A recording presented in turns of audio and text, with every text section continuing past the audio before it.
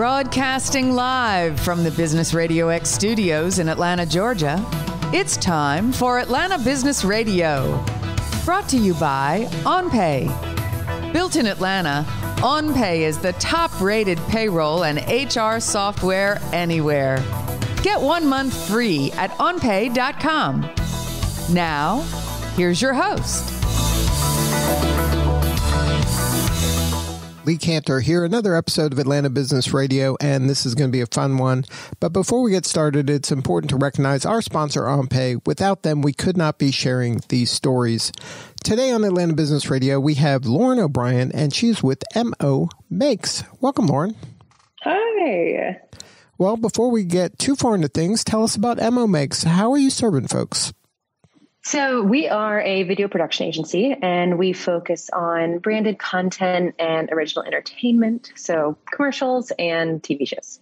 And then how'd you get into this line of work? Gosh, so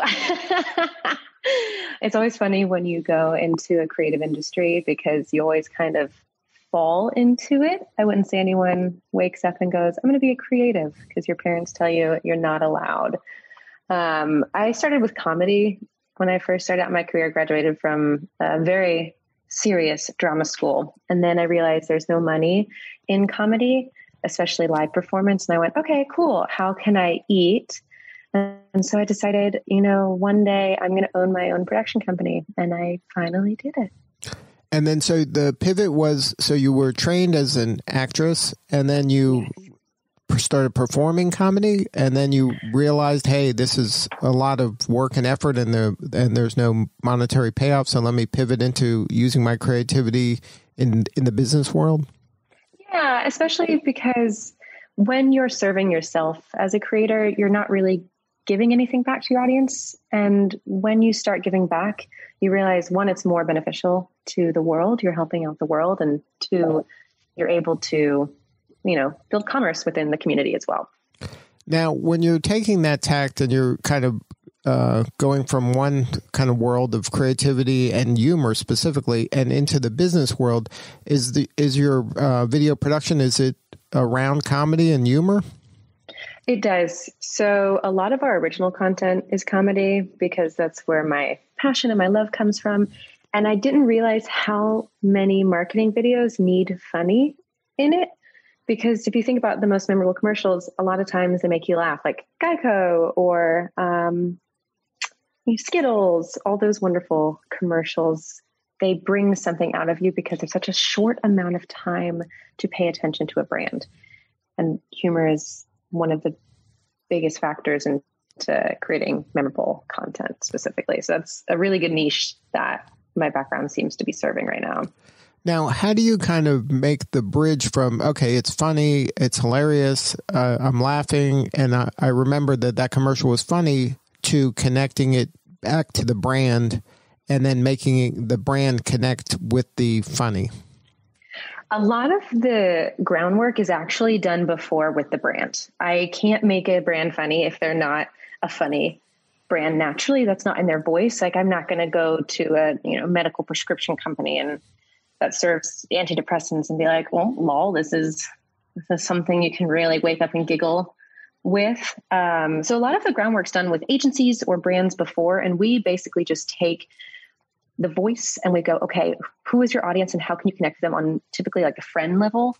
Geico does a really great job about it because they seem to go, okay, our brand is usually like middle-aged men. And so they go, okay, it's like you're speaking to your friend. So let's pivot from that voice. What's the product? And then how can we merge the two together? And that's typically where it seems to happen.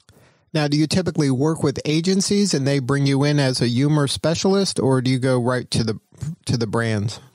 Going to the brands directly is, I don't want to say this, but I'm going to say it anyway. Going directly to brands is always a lot easier because there's no miscommunication ever, but we do typically work with agencies and they often provide a great correspondence between the brands directly, especially if they've worked with them over a number of years. It's always great to have someone on your side who is helping communicate what the brand needs. But I love working directly with brands because there's nothing gets misconstrued or missed, or you can just hear from them directly saying exactly what they want. Now, when you're playing in the world of comedy and humor, that's kind of, especially in today's day and age, there's a lot of landmines. And what's hilarious to one group of people could be repulsive to another group of people. And not only that, it could have been funny 5 years ago, and now it's offensive. How do you kind of thread that needle? Typically with comedy, I always think, if the person's in the room right now, would I say it to them? And then I think as long as you focus on that, you're not being offensive. Because if you say a joke to somebody and you're okay saying it in front of them, then that's fine. They're able to speak back. But when someone doesn't have a voice and you're making fun of them, then I think that's when it crosses the line. This conversation's come up a lot recently, which is, I think, a good thing, because a lot of times in the past, comedy is bullying. And personally, I don't think bullying's funny at all. I think if you can say it to someone to their face and it gets a laugh and you think they would find it funny, then you're in good stead. But I think a lot of people can be mean, and that's not funny. It's just mean. Now, do your clients feel like they're taking somewhat of a risk to use comedy as a tactic in order to get their message across? No. And what's great about that is more brands are coming to us saying, we actually want to make something funny. And I'll sometimes pause and go, why? Like, what is the purpose behind you doing something funny? If you're doing it for the sake of being funny, it's not going to work. People aren't going to like it. And I think you're annoying. But you're coming, a really good campaign starts when there's a really good why behind it. So if you start with a company that is looking for something that is just brand recognition, then you can really push comedy, because you're not promoting a specific product. Because when you need a lot of information in such a short amount of time, people aren't going to remember anything. They're just going to think they got slapped in the face. And then they're going to go, what just happened? So the best thing to do is think, why am I doing this? Am I getting it for brand recognition, audience recognition, or am I doing it to just say, hey, we're here and we're on your side? That's always something to weigh up before you delve into comedy. And a lot of production companies are here to guide you through it. No one's going to make you something that they're not proud to show off, which is how we really operate. And do you get clients that come to you as like, oh, we want a viral video, and then just tack my brand on at the end. So just make it hilarious. And then, that. Yeah, that happens. And they go like, can you get an influencer and do something really funny? And I'm like, we can, maybe. I'm not like someone to say, no, we can't do it. I'll have a pause and think, I'll get back to you. And if I think it's just if there's no purpose to something, audiences really won't care. Especially with viral videos. If it's for a brand, people go, gross. Ew, like this was sponsored and you tried to make it look like it wasn't. You can't trick people when it comes to marketing, especially with comedy. Like you have to be upfront and go, this is going to be a comedy thing. Get ready for this. But when you try and trick people, that immediately turns them off like completely. But yes, we have had people tell us, please bring us a viral video. And I'm like, I don't I can try. Just go to the back of the house and pull together that viral video that's on the shelf and just hand it. Exactly. Mm-hmm. That'll be $5. If it was so easy to make viral videos, then. Now, so you mentioned kind of this authenticity has to be part of the storytelling. And if the brand already lends itself to some quirkiness or has kind of humor as part of their brand, then then that's an authentic kind of reasonable way to tell the story to the people that matter most to the brand, right? So that makes perfect sense. Is it possible then to take a brand that isn't kind of known for its quirkiness or funniness and make a funny video? Yeah, there is. And it's because humor has such a broad spectrum, just like music. I think about comedy just like music. There's different beats, different notes, different highs, different lows. We had someone come to us about a suicide prevention company, therapy company, and they wanted to introduce humor. And that was really interesting, trying to come up with a pitch that was hitting to people who need help the most, but need that little bit of an uplift to say, okay, we're on your side. We've got you. We're not here to make this such a serious, drab topic, especially when something can be in denial. So that was really interesting. So I think, yes, you can, but you have to be very sensitive to who your audience is. And again, don't make fun of people, but act as if you're speaking with them and give them the chance to respond as an audience while they're watching. Now, in the marketplace, are there a lot of competition for kind of a humor first production company?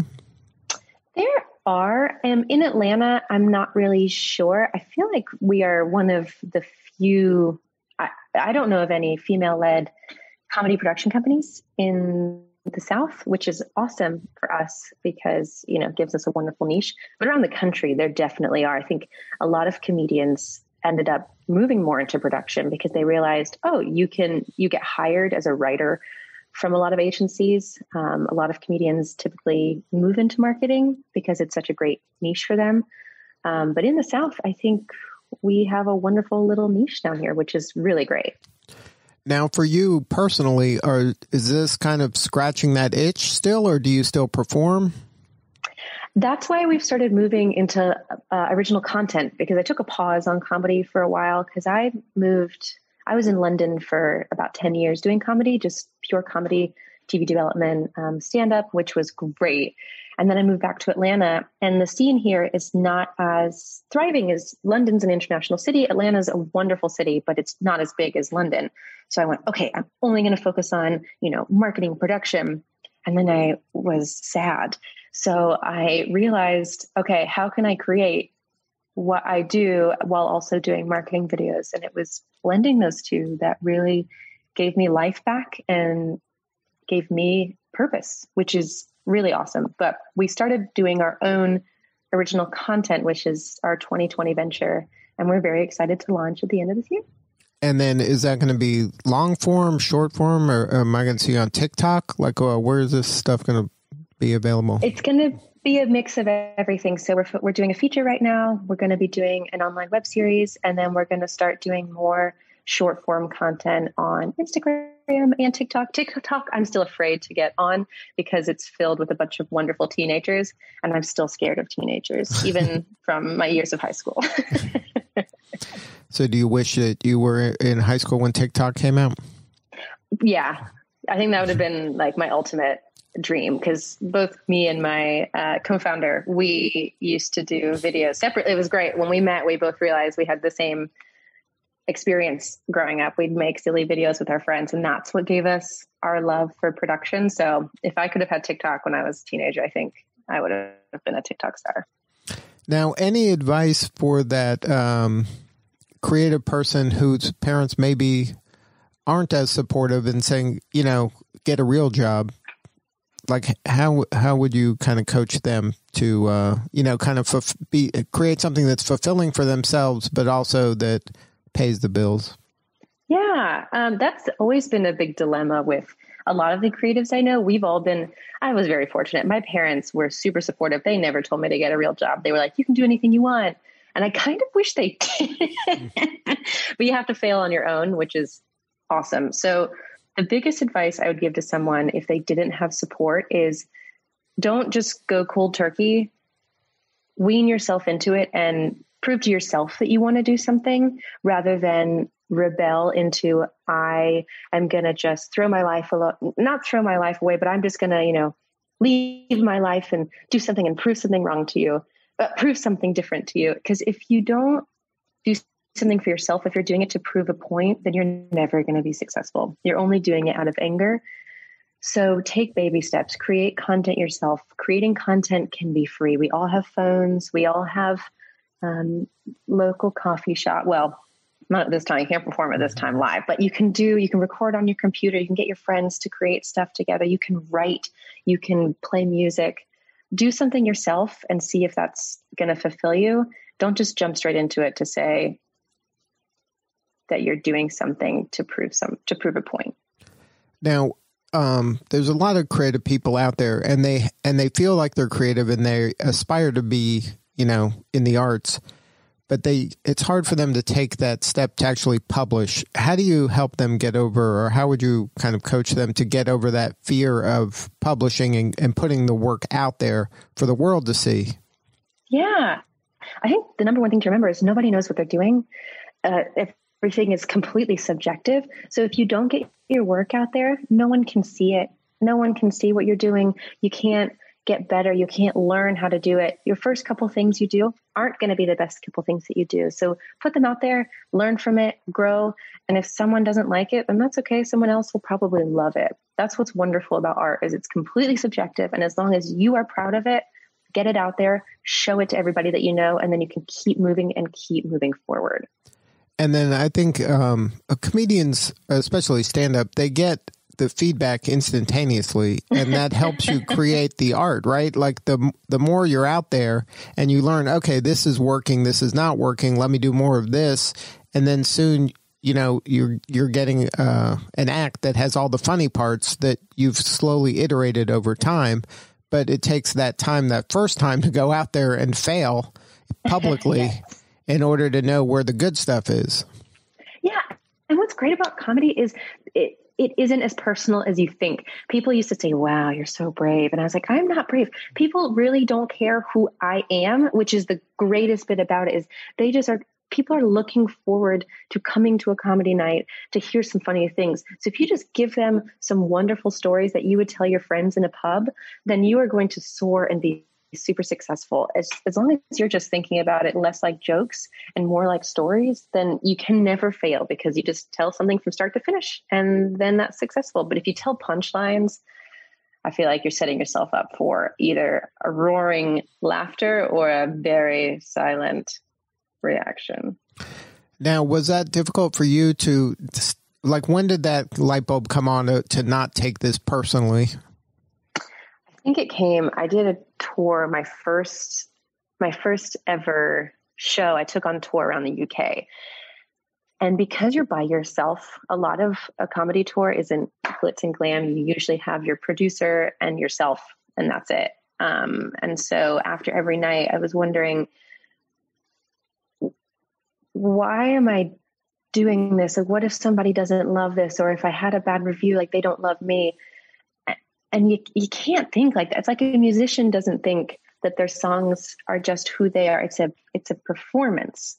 And as soon as you realize that, you can be braver and you can take more risks. So I think it was during that tour, and it was in that loneliness that you realize this is a performance. I am an artist. I am a character, and this is who I am. And that gave me more opportunity to be brave in my choices and start playing more, rather than going, oh, I hope people like this personal story about mine. It's like, no, just like play, enjoy. Otherwise you're going to lose your mind.